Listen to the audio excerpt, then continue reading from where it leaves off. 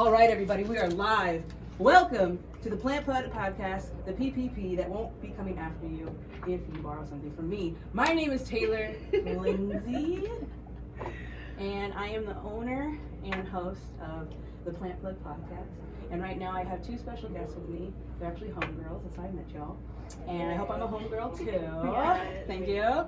Let me take this gum out. Gross. I'm so sorry. You're great. I could have come up on the sounds. You can like hear everything.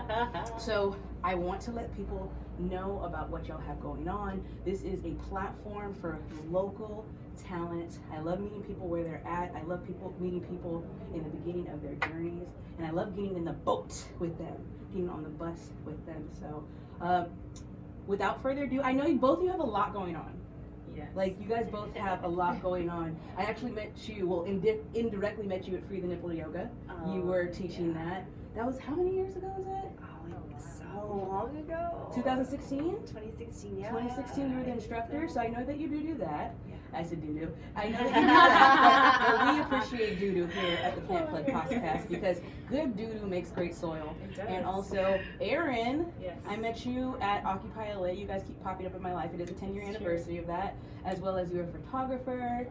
You are also a doula. Yes. Congratulations on that. Thank you. Oh, I would be so, oh my God. And you can tell us more about that. And then the two of you have something together.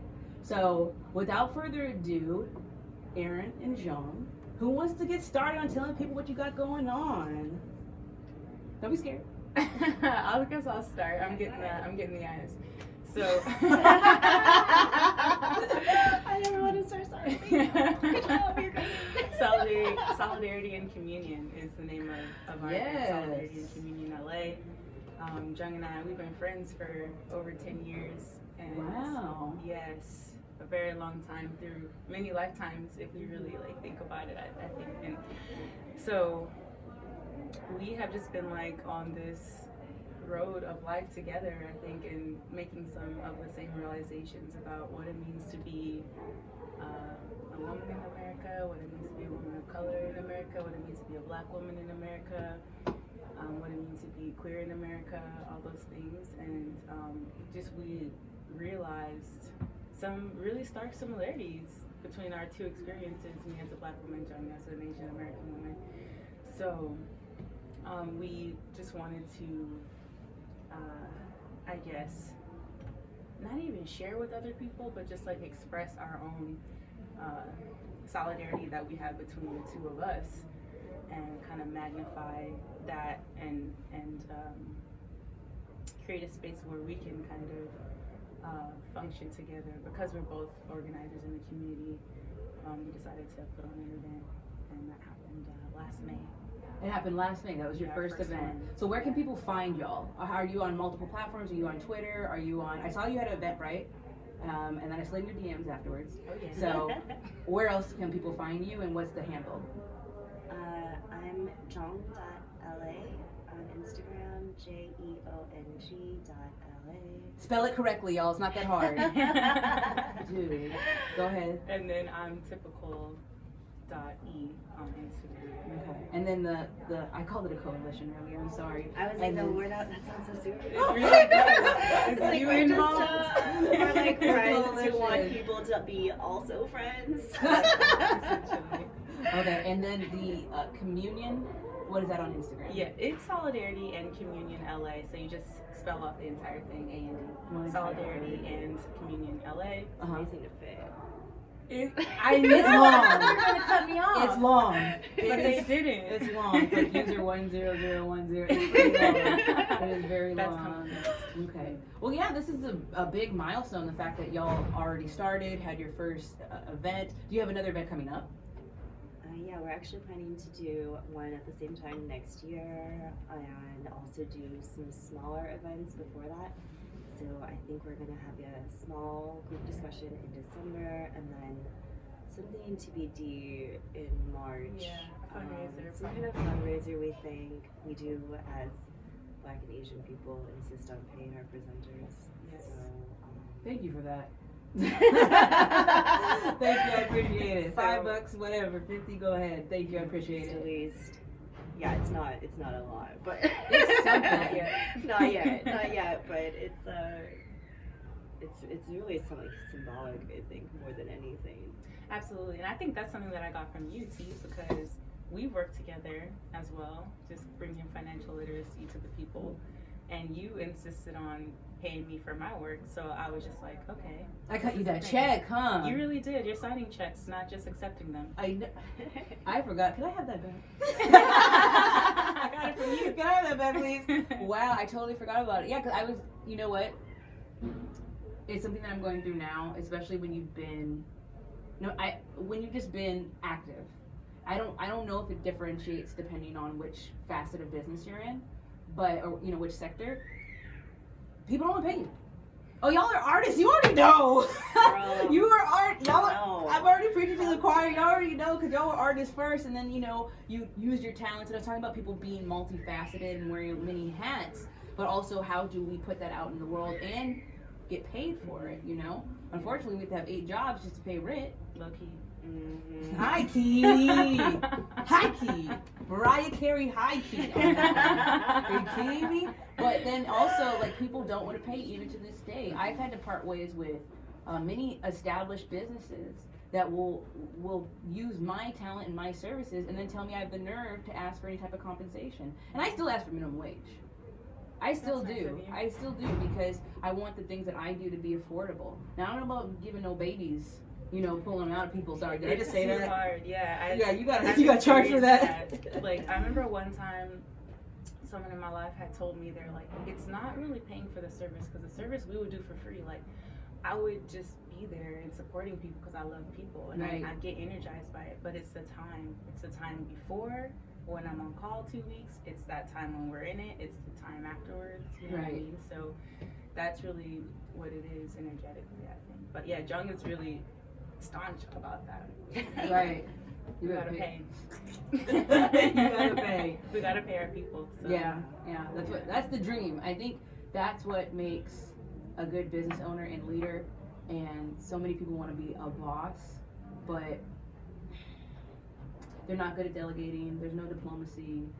There's no opportunity. I remember you were the one that told me keep equity equitable. We were at AAL Materials picking up tree pots. Oh my gosh. And we were delegating the fairness in us getting the equal amount of tree pots. Because I wanted all the tree pots. They had some use and they had some use. and I've been using that phrase ever since. Keep equity equitable. If I can, am in a position to where okay, I can take this plant, right? It looks like boobies. I'll tell you about this plant in a second. Save the boobies. It's actually named after boobies. Aww. Yeah, it is. It's part of the Mammillaria family, as in mammaries. I think there's about a dozen or so species of cacti that are similar to boobs. And because of that, they get that species name. And then this is globos, balloons. And I have an obsession with touching cacti. I see you. I'm scared. I have an obsession with, I'll show the people, I have an obsession with touching cacti without gloves. I still do it to this day. I need to stop. But once I found out that there's a series of species that are safe to touch, I started propagating them, and now I hold them at the mini farm. Aww. The mini farm is in South Central, y'all, for those who don't know. This is episode 2, by the way. Welcome to episode 2 of PlantPlug podcast. And you can actually touch these babies. And also, y'all, on Instagram, these don't need to be propagated. They asexually reproduce, which is one of my favorite ways of reproduction. Oh, yeah. And this plant don't need no man. And then you'll have this actually cup. It'll stay to the size that you want it to. Will continue to expand. So this was actually 1, and now it's 2. Well, now I want to touch it. Yeah, I want you to touch it. I want you to touch it. Is this enthusiastic and consent that I'm getting? Yes, just touch the thing. So that was actually really, really important for me as a business owner to provide a living wage. Even if it's part-time work, I still want to give no less than $18 an hour. And if somebody has other needs, because I've worked with people that have families, I've worked with people that have 3 other jobs. If they're like, hey, it's actually costing me this much to come and go, which I think is a 4-hour event, it's actually an 8-hour day in turn, because they never pay you to come and go. They do want you to leave, but they want you to come back the next day. I've been thinking about that too, paying for travel time. I had so many friends who worked at, not to plug Disney at all, but who worked there, and the amount of time that they would spend getting there and then getting their costume and then getting out of their costume. I'm like, oh, you knew the character actors? No, they're all called costumes. Everybody wears costumes. If you work at a restaurant, if you work at a... They're called, really? Yeah. Oh. Costumes. Anyways, so yeah, and I always thought, man, it's Disney. They should pay you guys for all of that stuff. Right. Oh, they should, yeah. It's Yeah. a long time. And thinking about like labor justice, I always think about, paying for that travel time. Jeong does a lot of work as far as, well, I was gonna say labor justice, but I'm thinking about your work with the Democrats. The Democrats. In K-Town. WCKNC. Yeah. Oh, Well, yeah, what you got going on? I feel like you got like 8 jobs. I mean, mostly Roles, I just positions. make art, and then I also am involved in local government things, but that's something everybody should be doing, because if you don't do it, someone who's worse than you will. So, just do it. Facts. Wow. Go ahead. Were you, so you're involved at a community level? Yeah, so basically, right now, I got involved because, as you know, people kind of know, there's a gentrification problem in all of LA, but also in Koreatown, which I fear is gonna get echo parked any minute now. Right. So there's a lot of luxury developers coming in, putting in these condos that cost way more than anything anyone there can afford. So the median income in Koreatown is around 35K, and maybe even less than that. It's probably closer to 30K.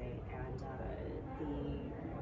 you can't afford a luxury condo that costs like a minimum of 3K a month. You don't make that much like the median income there. Right. So it's obviously, you know, knowing that you can charge those rents is making it more alluring for people to want to get rid of their current tenants, sell their property, also just like raise rent if that's at all possible. And so that's been happening a lot. So I got involved to try to throw a wrench into that, to at least like slow it down, to say, because at the time when I first started, it was horrifying, honestly, how many people would come in and just be bending over to say yes to every developer, no matter how, like, no matter what they wanted to do, and without really considering how it's going to affect the people who built Koreatown and who made it special, and the working class people of color who live there, because it's a very, very brown neighborhood. Everybody there is Latinx or Korean or Black, and then there's some white people too. Right. You I know there's a little Bangladesh in K-Town. I did not know that. Like towards First Street? Yeah. I was gonna say it's more towards the north. Yeah, that is why. Yeah, it's a cavalcade, a cornucopia of issues, social ills, to the point of where so much of the solution lies in like every single movement. Like that's what intersectionality is, in a sense that I didn't know what that meant in a long time apparently, and it's just like everything from environmentalism to the wage gap, the wealth gap, to just overconsumption, how we're stacking people on top of each other. It's an architectural nightmare. It's the architectural nightmare to where, you know, traditional buildings are being ripped out, any type of preservation of culture. I'm actually surprised, like even driving up Normandy, and once you get to the Olympic, you know that like little island? It's like a little park. Solana National Park. It is? So that's Yeah. And like the monument is there. I'm surprised it's still there. Oh, it's It's gonna be McDonald's soon, or Dave's Hot Chicken. I really hope that stays protected. Right now, that's very protected. I don't know a ton about it. I know that it's open from 11 to 3. That monument you're talking about. Yeah. That's very limited hours. So I do think we like to keep it safe. Oh God, please let us keep that safe. Right. Oh my God. If it turns into a McDonald's, I will lose my. Please no. Self. I do not. I cannot. I'll have to be like standing guard while you're chained to it. And Try I'd to, be like, knock no. Right. Yeah. I mean, because there's like a Korean elderly uses that work in that area, so it's kind of like a nice little extra Korean feeling nook for a second. It's really sweet. Right on. So, Erin, what else do you have going on other than everything? Oh my goodness. I'm actually trying to do less. Do less. If that makes sense. So like we're, therapy over everything over here. So like my therapist is always like, okay, Erin, beware of overfunctioning.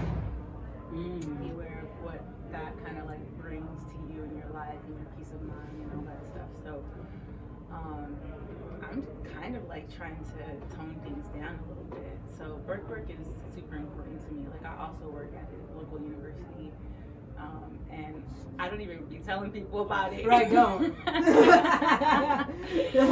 I mean, it's great work. It's noble work. I enjoy, the students are always an inspiration because they're young and they have so many dreams and, they're kind of polishing themselves, and that's really cool. But really my passion is birth work, and this work is deep. Like I've been doing it for 2 years now, which is like not that long at all. Right. But I still feel like, okay, I'm gonna have some kind of familiarity. I'm gonna have some kind of like standard of operation. No, it's so vast. Yeah. Like it's such a vast expanse, and I'm like, all right, if I'm really going to be able to show up for people, and I'm really gonna be getting into this, like I might have to put some things, to the wayside. So right. I do cultural organizing with Nimble as well. We did a series that was super cool. It was called The Village Talk. We're gonna get back to it, but right now I'm just like trying to do less. So those are like my 3 wheelhouses in addition to solidarity and communion. But again, like I was a little long-winded earlier. I like the way Jeong put it. Like it's really just an extension of our friendship. So we're just trying to function. Right. And this also, go ahead. Just to speak more on the event, I think that for me, it's part of my backstory is I grew up with white people, so I through this experience, I have come to think that we cannot rely on current systems that uphold white supremacy, that were created by white supremacy to help us. I just don't. I think that if we want to thrive, we need to be creating parallel systems that like sustain and uplift us. That we don't even need to get involved with that white people stuff. Good job. I saw that. Good job. So good. Good job. Amazing. Absolutely. And I remember being brought into a conversation by both of you when this first came together, and it was a very tumultuous time, and it's been in 2020 on top of the COVID shutdown, amongst other things. And what was really happening, even with the phrasing that was used, and I've heard theories about this from the use of especially the use of Stop Asian Hate being divisive to separate Black and Asian folks. And I'm just like, Lord Jesus, more stuff, more. Oh my gosh, like if we don't do it, something worse. And that's the worst. Go ahead. Totally. I feel like that was the biggest thing for me that stuck with me the most that came out of our panel discussion that we had back in May. It was just that, we had pretty much every presenter. You're gonna have to help me name everyone off. Godfrey Plata, of course, Jeong Park. We have Ben Caldwell, Kathleen Graham. Yes. Yeah. And so they were all saying anyone who's in any kind of like radical. I don't like to always use the word radical, although I do identify a lot of times as radical, but just like plugged in. Space as it comes to the community and stuff. Plugged in. Like they see through that divisiveness. Okay. You know what I mean? And it's like, no, like that's not what we're doing. Like I'm not about to speak against my sister. And I'm not about to let anybody else speak against her either, you know what I mean? Like, I'm not saying I'm about to pull up on somebody, but you know what I mean? Like, it's all, like, people need to be protected, from white supremacy, essentially. Yes. You know what I mean? They don't want to see us come together, and that's why the bill, the Stop Asian Hate bill, passed so quickly, because it was symbolic of, yes, you are the minority, and we do like you Yeah. better, essentially. So please be quiet and stop saying anything at all. Yes. Oh my gosh, even being quiet. Just, oh my god. Yeah. The things that people initially associate about Asian folks is highly appalling, just as a human being. And there's this book that everybody swears by, which I really don't appreciate. It's called Way of the Superior Man. And there is Problematic title already. I but go know, ahead. right? But people swear by it. People swear by it, and especially within the black community. But not only does white supremacy pop up a lot in my podcast, it's everywhere. Just look at the walls. They're white. Yes, they are.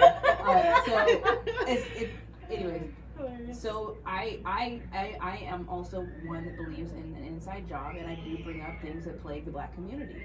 And within that book of Way of the Superior Man, there is a chapter about women. And you want to go between a hot woman and a cold woman.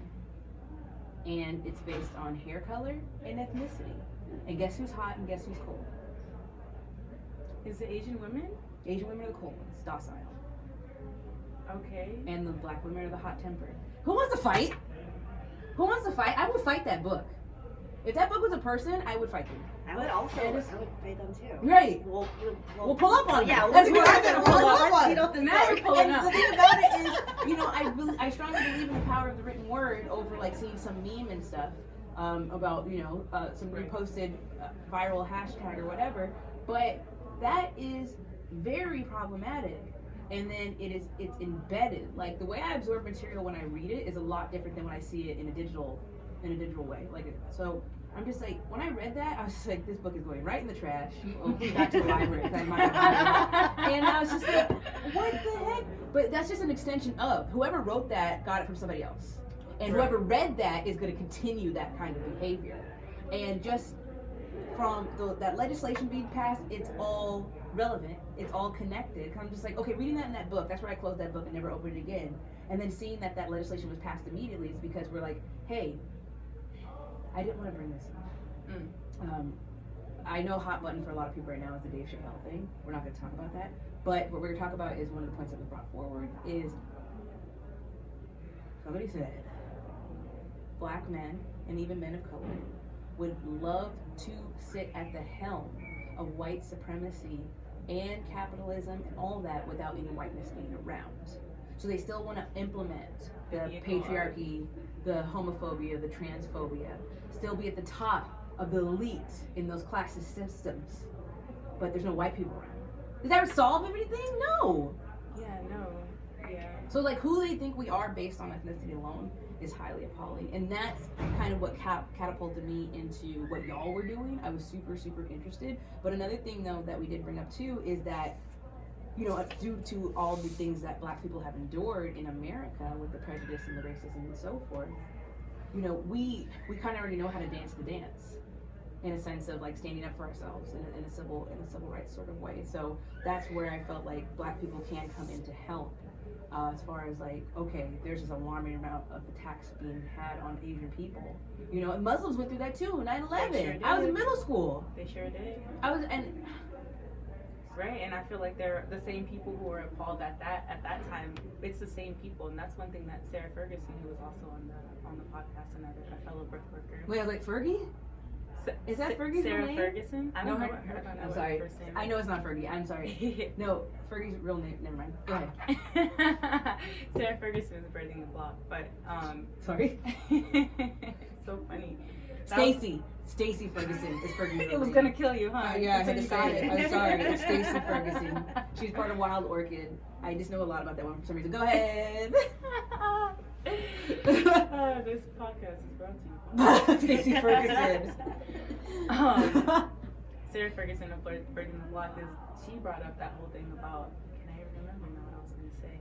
I think that we have done this before. Like we've been in close proximity together before, and we've taken care of each other before. It's not new. I think that's what you were saying like a little bit earlier. Like, Yeah. We've been doing this.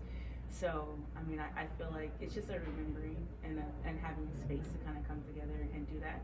But I want to talk about libraries, because you've written books from the library, and Yeah. I love the library myself. Library's popping. Like, Oh my goodness! First of all, I had to be patient enough and calm enough to sit in there quietly, and then I got my live. I didn't know I had so many fees, and then they were doing fee forgiveness for Valentine's Day. I was like, I care, and I was going to get DVDs, and I was going to get CDs that I refused to buy from artists that I purposely ignore music for like 10 years before I start listening to it. I don't know if it's problematic or not. I just started listening to the weekends. Not bad. Right. I do that with Yeah. TV shows. Yes, right? Like I like to wait until there's like so many seasons and then just binge the whole thing. It's the best thing ever, and there's volumes. You go to the library, and there's very generous people that that donate because they want to keep the arts alive. And there's like everything you need, from manga to People magazine. Why did I say that? But they have a magazine section, and then also tons and tons of music, and then tons of books. And then I read the most random things. So I read I got the Bernie Mac documentary. What's it called? Autobiography. Oh, I got his. Bernie Mac, we love you. I read it right before he passed, and then I got like this Luther Vandross anthology when he used to do McDonald's commercials. That's how he used to make money. Yeah, because he used to have to do live radio commercials. Like Whitney Houston did it. When you're on radio, we don't record and then play back. They're like, okay, we're going live 5, 4. Oh yeah, hot chicken at Sizzler, like that kind of thing. Yeah. So like from their house or from the studio? From the studio, yeah. Oh my gosh. But Luther was the king of that. So I ended up learning so much freely, and then I didn't have to pay nothing. I love not paying for things. And I was going to John Muir, but one of my favorite libraries is Beverly Hills Library. They actually have a really good kids section. My parents would just drop us off and come get us in 3 hours, and then don't do that. And then we were latchkey kids, so that's what you did back then. And then they have a place to be, the library. Right, it's 3 stories, and they have a whole law section, like it's just law books, and they have a bookstore in the front. And I've been going there for years. I don't like going through their city hall. I don't like being around their law enforcement, but you go through their city hall. Beautiful library, one of my favorite libraries. And there's a historical Pasadena library too. Ooh, those are my favorites. Do you have a favorite library? Can you have a favorite library? Now that we're talking about it. Do you have one? Most of them went to the one in Echo Park, the one in K-Town, and the one downtown, obviously, which is like by far the nicest. I used to drink in that one. That one. You can do that. No. Uh-oh. Is that what we're gonna have our next event? Oh my gosh. I used to drink in that library. It passed the time. Go ahead. Yeah, I think the library is wonderful, but I also don't spend a lot of time there, honestly. But I do take advantage of their digital services. They have a lot of online stuff. Like you can read the Times, like the New York Times and the Times for free. So I use that. So yeah, I use that a lot. I'm paying $5.99 for the past. I paid $24. Don't. I told I was helping the community. Right. Journalism. Journalism, right. I don't drink In Starbucks. print is out of fashion. I don't drink Starbucks. No, but the NY Times one is a lot nicer than the LA Times one, because the LA Times, they make you go through an archive, like on instead of the LATimes.com site, but on New York Times, with the LAPL, you can use NYTimes.com. You can use LATimes.com. Nice. I do like libraries. I'd like to visit libraries in other cities. And also you get comic books there too, because comic books can be really expensive. So they also had that. I read Wolverine 1 there. Really intense. Really intense. He was actually he ended up in Japan somehow. Wow. Yeah, Wolverine. Logan is a Japan. I feel like in another lifetime I'll be a comic book person, but like in the interest of doing less, I'm like, if I go down this road of comic books, it's gonna be a lot to keep up with. I know how people do it. You have to get a second job. You have to. You have to get a second job at a comic book store. Yeah, I was gonna say you have to work at Golden Apple, which is high as a kite. Or there used to be Meltdown Comics. I think they closed. I'm not sure if they're still open. It's just so high in there. Like if you want a graphic novel, $13.95 base minimum. It makes sense though, because like people are not printing things, so it's like it's not the same though. Like this iPad's not gonna tell you what happens to Superman fast enough. It's like you need to. I don't know. I mean, there's something so nice about being able to hold and touch something and take it with you. Are we getting old? Yes. Yeah, it is. I mean, definitely. I don't know. Teach children Are we like getting not old? like objects. No, I think people like objects till forever. That's like been human nature. Like people love objects. We're like obsessed with them. Right. The whole economy is around buying more of them, like yielding more objects. Oh yeah. They might You know? be digital things, but they're still objects. Yeah. And also I think that people, I don't know how, I think like, you know, kids still like to be, I don't know if kids still like to be seen reading, but I remember that used to be a thing growing up. Like when you were in college, you like want to be seen just carrying like a specific book. The Bell Jar. My ex had that book, and as soon as I walked in her room and saw it on the, I need to leave. I need to leave. There's so much Sylvia Plath like everywhere. Just that was me screaming. Okay. Oh my goodness. I'm sorry. I cannot like. Never again. It's just not my jam. Like the head in the oven thing being fashionable. It's not. You need help, lady. You definitely need help. So I did want to also ask y'all too, because speaking of buying and cherishing all this stuff, last year was really hard for a lot of people, and I don't know if there was a lot of good that came out of it for some people. I didn't feel like I was flourishing, but I guess now I feel more so. Look, I started this plan. That's great. But I want to ask both of you, what would you say would be your top 3 catalysts, or I don't want to say motivators, I'm so over motivation, your catalysts or your contributors to what you deem to be your type of successful now? Because I think successful is different for everybody. Even though they try to tell us what it looks like, what would, like, especially within the last 2 years, because we could thank our mom and dads all we want, you know, back in the day. Thank Jesus. Young baby Jesus. You mean ODB baby Jesus, or like in the manger baby Jesus? Because those are two little. All the cheese eyes. All the G's eyes. All the G's eyes. Shout out to.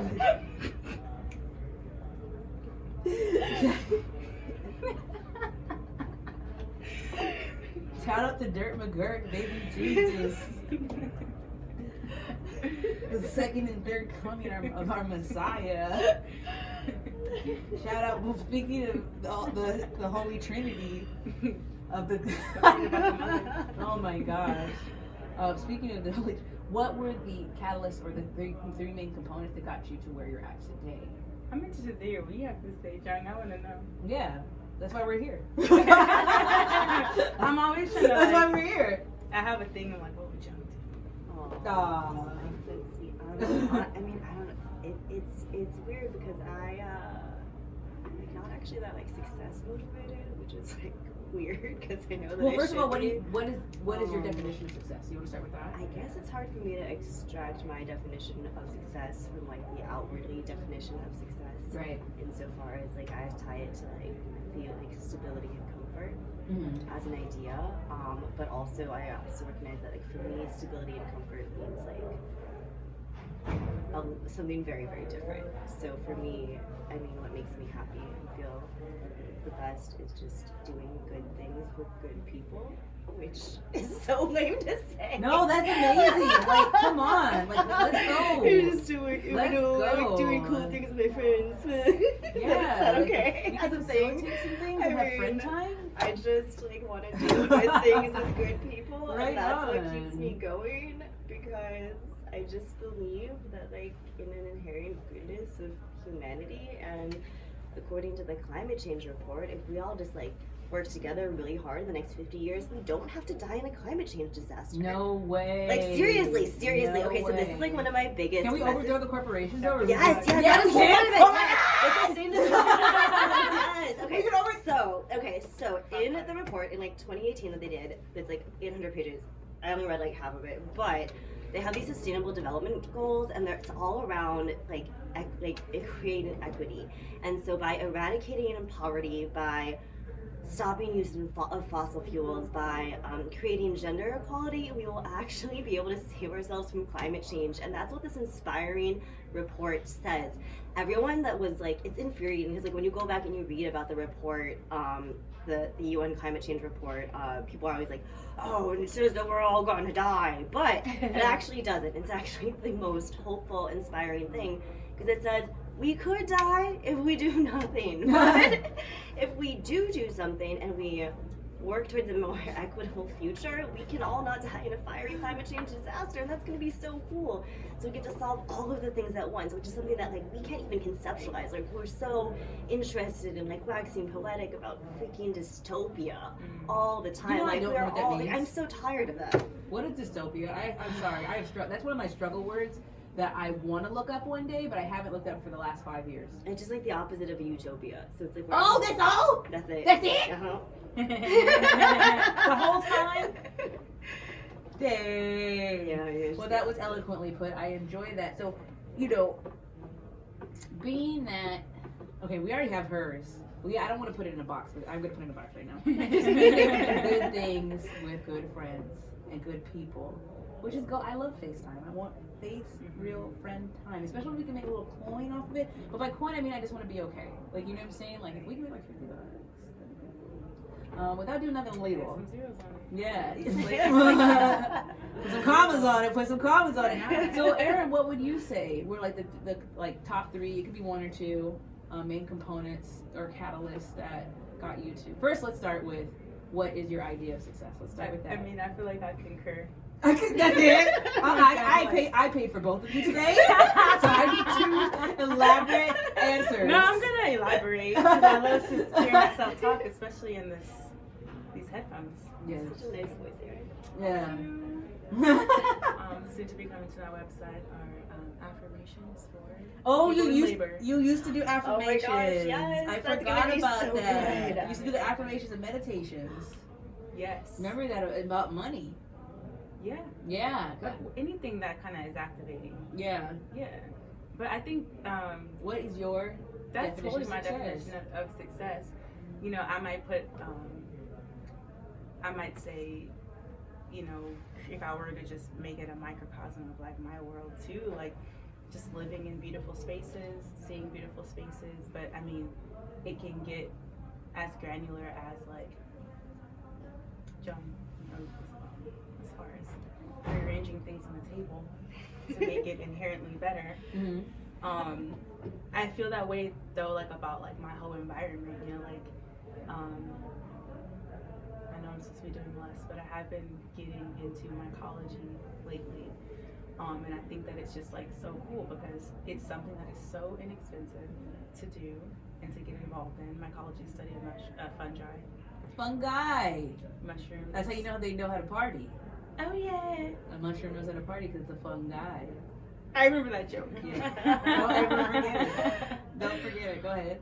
And so it's all about like the way that like fungus develops is that it's finding a symbiotic relationship between itself and like the environment around it. And so us being organisms ourselves, we're literally just like floating out here, you know what I mean? And so like we like each other, so we're hanging out.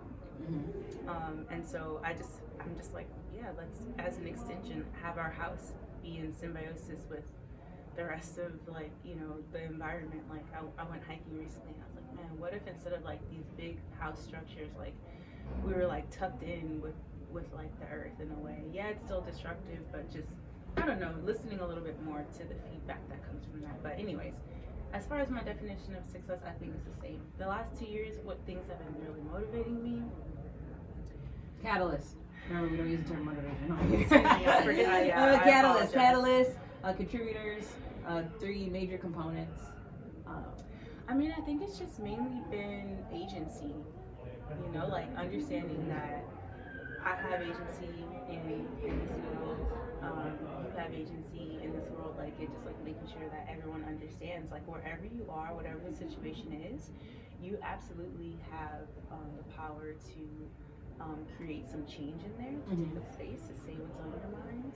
And maybe the first thing out of your mouth isn't the whole thing. You know what I mean? And that's okay too. That's okay. So just, I think coming to that realization, right, that is something that I can create for myself anywhere that I am. I love that. Has been a game changer for me the last 2 years. And I think oh man, I just like blew open like half of my mind out. Because I think that's a big fear factor for people is I have to cram everything in. If I'm gonna release something, I have to do it all now. Or if I'm gonna go say something, I have to say it all now. Yes. Or I always have to constantly put a period at the end of the sentence. Right. but the sentence has to be a paragraph. Actually, it has to be a whole series. And I need to do it now, and it needs to be super polished. Right. Jeez, okay, first of all, after I start breathing again, then I still probably wouldn't take the first step. But it's not over and done with, fortunately. And I think it's just a lot of, that's why I don't like rise and grind or motivation. You have to do it all right now. And, if you don't do it, you ain't nothing. Yeah. You ain't nothing. There is something to be said of routine, though. I went to Routine and discipline are a trip and a half. I feel like they're more quiet. I feel like I feel like for you, motivation and hustle and grind is loud to me. Like you associate words with like sound. It's loud. It's incessant. But also trying to be definitive at the same time. Sorry to cut you off. I told you I was gonna do it. Just to speak on that, I think that there's two ways to make things, and it's hard. I think I felt a lot of pressure with social media to make things, to be outputting at a certain pace, and to be constantly producing things, and don't you have something to show for Instagram? But honestly, I don't, and I'm not going to for a long time. But when I do, I will be proud of it. But I might not say anything for a hot minute. Right, but but people are always like, "Oh, Jeong, why don't you update your Instagram more?" And just for what? Why? For what? I have nothing to say. I have nothing to say. I'll come back when I'm ready. I will say something when I got something to say, Right. but I don't need to be just talking for the sake of talking. I don't see the point in it. Right. Right. And I love that response. I have such takeaways from both of you now, and I really appreciate it. Thank you. I got the 2 for 1 I wanted. With our powers combined. With our powers combined. Yes. Yes. High five. Yes. Yes. Oh wow. Well, I greatly appreciate both of y'all. And you know what? As inspired as I am, it is that time though. It's time for the plan of the day. Yeah. It's time for the plan of the day. Did you touch this fun. one? No, I hope you touched it. I did. Touch It it. was Right, it doesn't. wonderful. So another time, did I talk about Nimble Cactus? So this is the mammillaria. The other family you can touch, Nimble. So there's a ton. They grow hair. Ooh. They grow hairs. So also, Baby hairs? yeah, if you're into that. I'm very much into Yeah, baby hairs. If you're into that. So Thimble are the type that you can also touch if you really need to touch a cactus. Thimble cactus. Thank you. I need to touch a cactus so bad. Are you masochist? Yeah, Just kidding. These aren't great. some people will tell you this. What is this one though? I've seen this one yes. before. Is Sorry, this a deterrent of? It looks like one that's a deterrent of rodents. You are close and correct. So Ding, ding, ding. this is a teddy bear paw plant. It looks like a teddy bear paw. It is a succulent with a nice fatty pad. It does have a fuzziness on the outside. You do have to propagate it. They do get bigger, but they don't reproduce whole other plants asexually. And why are you touching it like that? Yeah, there you go. It's become one of my favorites. It was actually somebody gifted it to me for my birthday years ago, and now I have about maybe 5 or 6 of them because I propagated them. But it's absolutely one of my favorites because, like I said, they're especially with city planning. As we were talking about that earlier, there's a certain type of plants that they keep out of city spaces, and that's for a reason. One being female fruit trees. So sad. So sad. Yeah. And another thing is, plant medicine. I do see a lot more hanging rosemary lately, which is really cool. And I saw a couple churches surrounded by rosemary, and actually the Costco Inglewood, that whole wall on the east side is actually a trailing fig plant. So you can pick figs from Costco. Oh my gosh. I was trying to do it, but there's a security guard staring at me, and I'm like, Why not the plant medicine? Why not the herbs? Because that's another thing that's it's a pollinator. They're also deterrents of rodents and stuff. What's up with that? Who's the comptroller inside? I always thought comptrolling was trash because of Simpsons, but who's in charge of that? What part of community planning would be in charge of that? I only know people in transportation. Well, there's a whole department that takes care of urban forestry. Is the department that would take care of trees. Okay. Urban forestry, we need to look them up. Right. It'd be there's 3 women looking for us. I just want to talk. Hey, I want to talk. We're calling you out. I get the plant plugs outside. Who's that? That sounds it. Let me talk to you. Come on. In the cutest way. Yeah. So teddy bear paw plant, and then also Go Build a Planet. And then also I want to shout out a new business from around the way. It's actually, I found them at Prosperity Market. If anybody wants to go, Prosperity Market is run and operated by 2 Black women. Shout out to Carmen and Cara. October 30th is the next one, and I met Jazzy Sweets there. So Jazzy Sweets with an I, you can find them on Instagram, makes the best pastries. But let me tell you, it's not like any other bakery. It's your mama's bakery. I know you told me don't talk about your mom on this podcast. I did say don't talk about but my you mom. said that specifically. But I mean, like, but her baking you can talk about. Go ahead. But not hers. But I mean, like the term your mama. Your mom's cooking, like your grandma's cooking when your mom's cooking. They have 7-Up cake. They had rum cake that was just like, I was just, you could light a match to it, but it was well done. And then also, my favorite, they had honey bun cake. Y'all remember honey buns? No, yes, the not little things from 7-Eleven. They're like a little circle pastry. They look like I'm so cinnamon rolls, excited but I they're can't not talk. cinnamon rolls. But the problem was that honey buns are horrible for you. It's like all the worst oils with sugar in it over bread. It is so good. Oh, it's like corn syrup solids, and it gets if you leave it out, it'll be hard as a rock. But the way Jazzy Sweets like solved that. First of all, I didn't even know that was a problem. It's something missing in my life.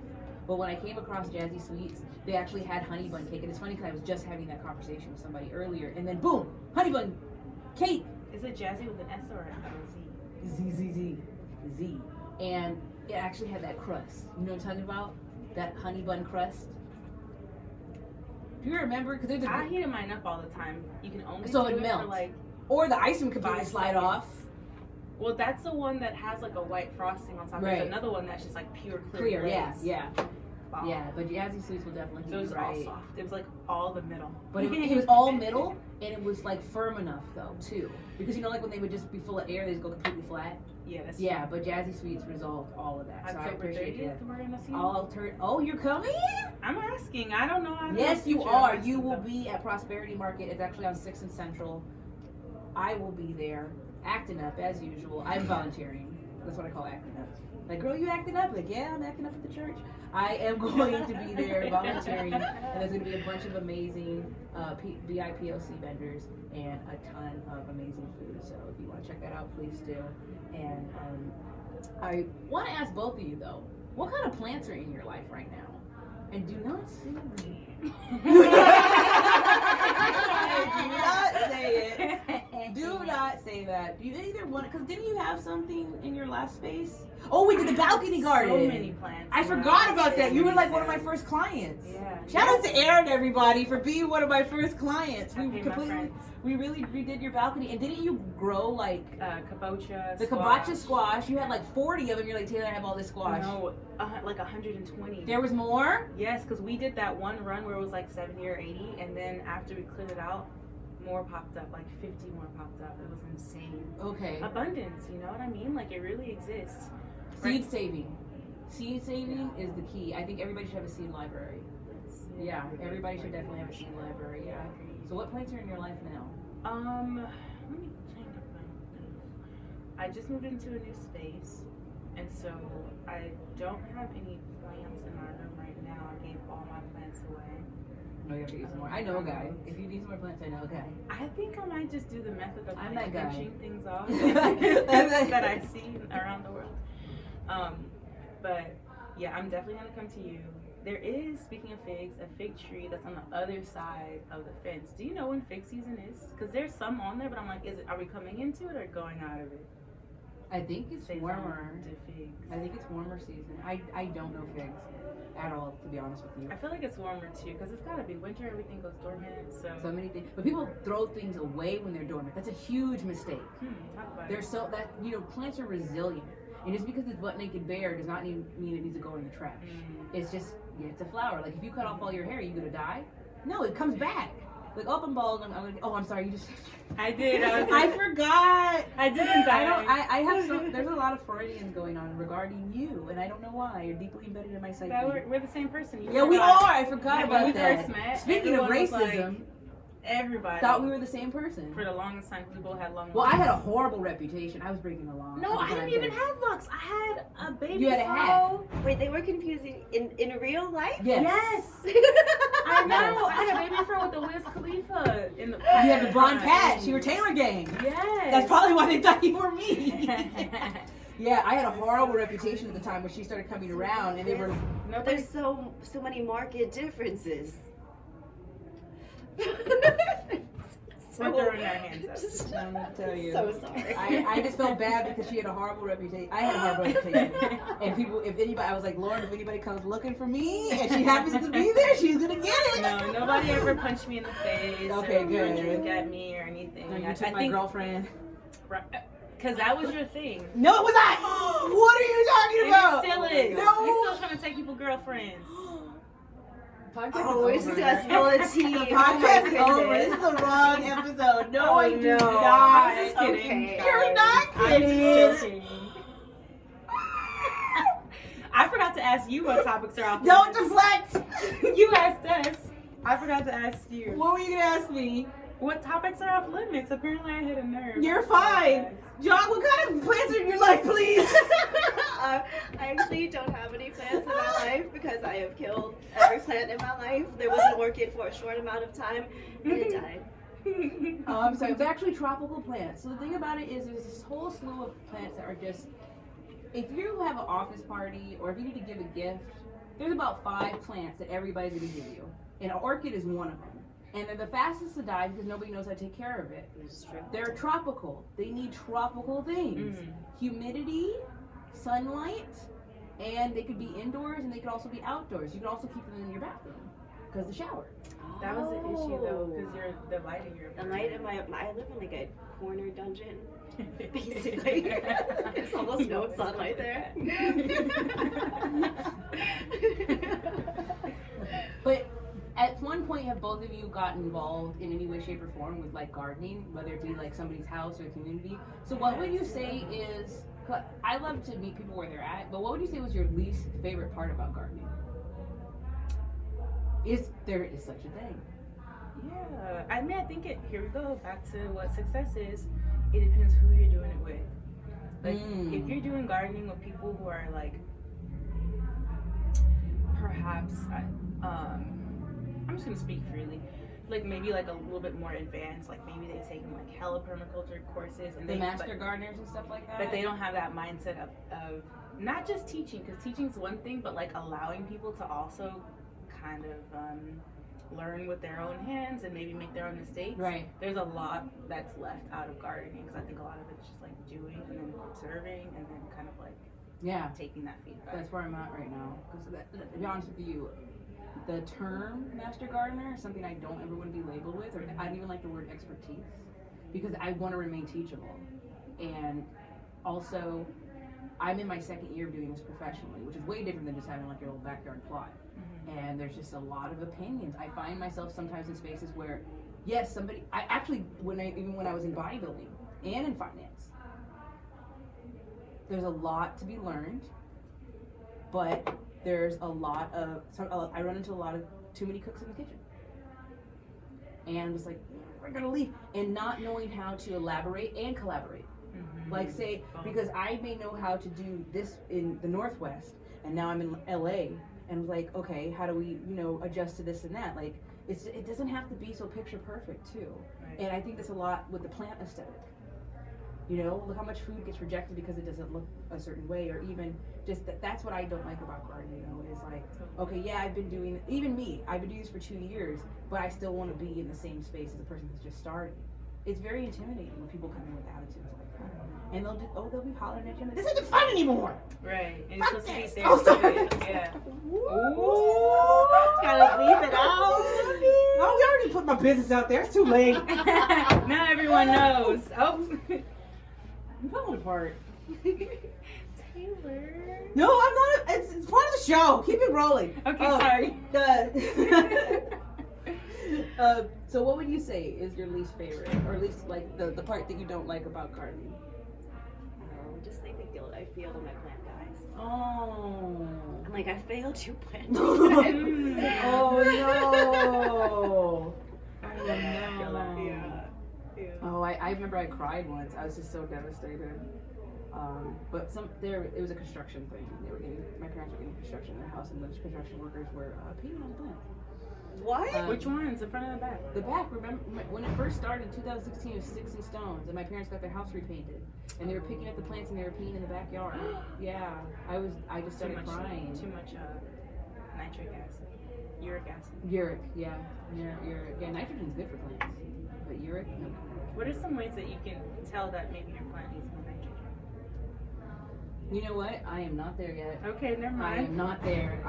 I'm telling you, like, I'll let people know what I know and what I don't know, and I think actually that's a very important thing to do as far as. Oh, we're still going. Okay. Yeah, I think it's a very important thing to do as far as knowing where you're at and knowing where you still need to receive things. Yeah, it's still going. My next endeavor is to take on living soils and to learn some of the science behind it, because from calcium carbonate to potassium to nitrogen, plants need what we need, and I want to learn that and also the balances of that.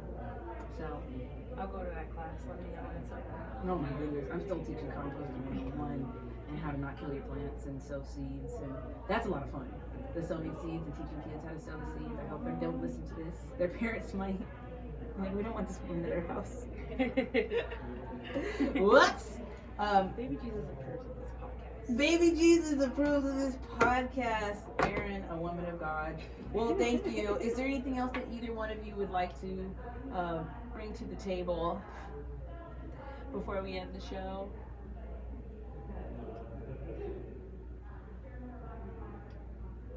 I mean, I feel pretty complete, but you know, I can always talk. So let's I guess we'll seal it up with, it's so nice to see both of your faces. You were talking about faces earlier. We were talking about faces. Yeah, and so one of my favorite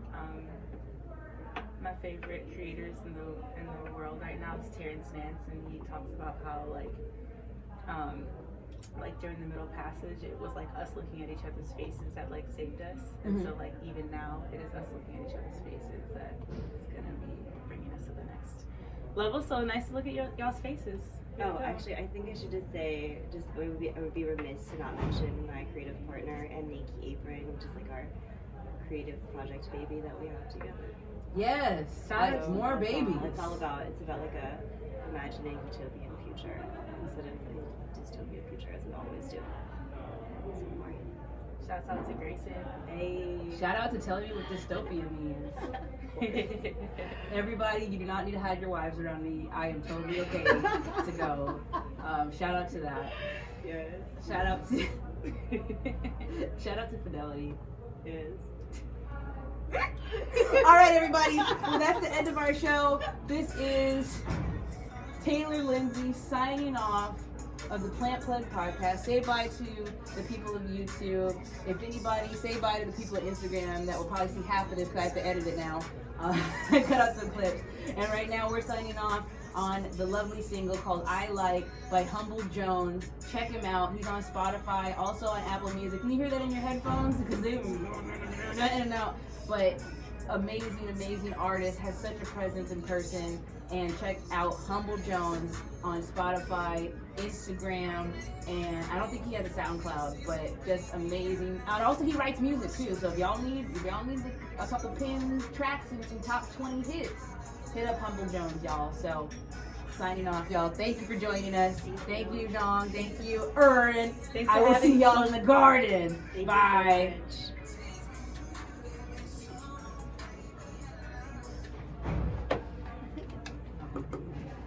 So